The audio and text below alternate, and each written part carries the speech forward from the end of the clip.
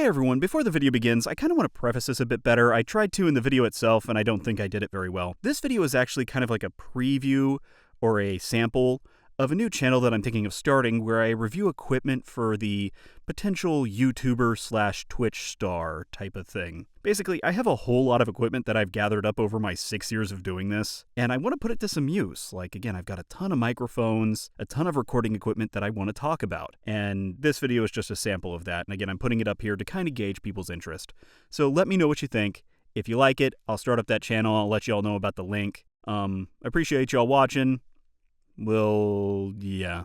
Anyway, this video is a little dry, sorry. I got nothing.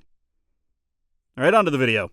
Being a disembodied voice on the internet, I don't think it's odd that I have a slight obsession with microphones. In my 6 years doing YouTube, I've gone through several different ones. About 10 to be exact. Okay, I have a problem. But as it turns out, this sickness has come in handy as several people I know have come to me for advice on what mic they should buy. That gave me an idea on what I should do with all these microphones sitting in my closet. I'm sure that several of you out there are YouTubers or streamers who are looking at new equipment, and I understand it can be confusing with literally hundreds of options out there. Trust me, I've been there. So I'd like to try something new by sharing my obsession and experience with you and maybe helping some of you in the process. Normally reviewers might start off this kind of series with some entry-level mics, but I feel like reviews of those have been done to death. Your Blue Yetis, AT2020s, etc. There also seems to be a lot of coverage on high-end microphones, you know, your $1,000 industry standards. But what about people who are looking for that next step up from their entry-level microphone to something a bit better? That's what I'm going to cover today. That means we're moving away from USB microphones and into XLR category, which means you're going to need a recording device that'll hook up to your computer, and likely you'll want one that can provide some phantom power. In specific, I'm going to be looking at the Deity SMic 2.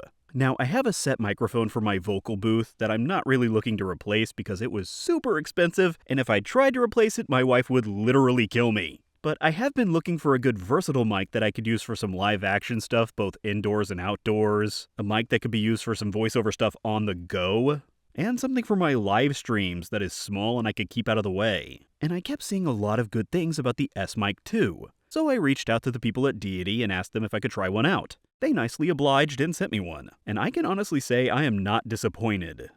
For the most part. Just as a point of reference, the SMic 2 retails for about $350, so I'm going to compare it to a similarly priced one, the CAD E100S, which many voiceover people love as a mid-level microphone, and compares at a pretty similar price point.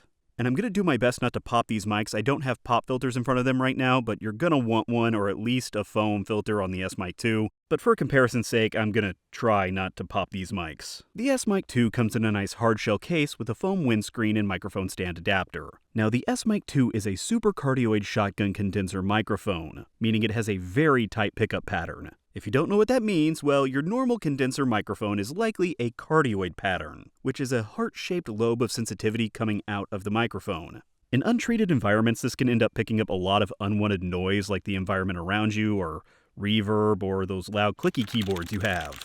I have never understood the appeal of those, and I never will, unless your goal is to annoy everyone around you, in which case, I get it. A super cardioid microphone has a much narrower field of sensitivity. So as you move off to the sides of the microphone, the sound drops off much quicker than it would with a condenser microphone. So as you can hear, I'm moving off to the right side of the microphone, and now I'm moving off to the left side of the microphone. Anyway, this type of pattern is why shotgun mics are more commonly used for location shoots outside. Just throw on a dead cat, yes, that is what they are called, and that'll really cut out on wind noise. I also tend to think this is why they'd make for really good live streaming mics. You simply put it up out of the way and place your keyboard to one of the sides to reject some of the clicks. I've actually used this mic on some of the past few live streams I've done, and I really like the way it sounds on live streams. Did I get a new one of these? I did! Hallelujah! Hallelujah! Yay! I got a new one! I'm so happy. See, okay, now I immediately like this game a lot more, because it gave me the weapon I wanted. I've also used it in my booth, which you're hearing now. I actually did my Torchlight Frontier video on the SMic 2. Other than the fact I was sick, so I sounded a bit gruff. Did you notice? Probably not, which makes the purchase of my $1,300 mic seem a bit stupid in retrospect, but whatever. As I said, I'm pretty impressed with the sound of this mic, though if you look at the frequency response graph, you'll notice there's a slight bump in the mid-range frequencies on this mic, which gives it a bit of an odd sound if not EQ'd properly. So what you've been hearing is non-EQ'd. There are no effects on this except some normalization. And now I've put on some EQ so you can hear what happens if you take out that mid-range bump.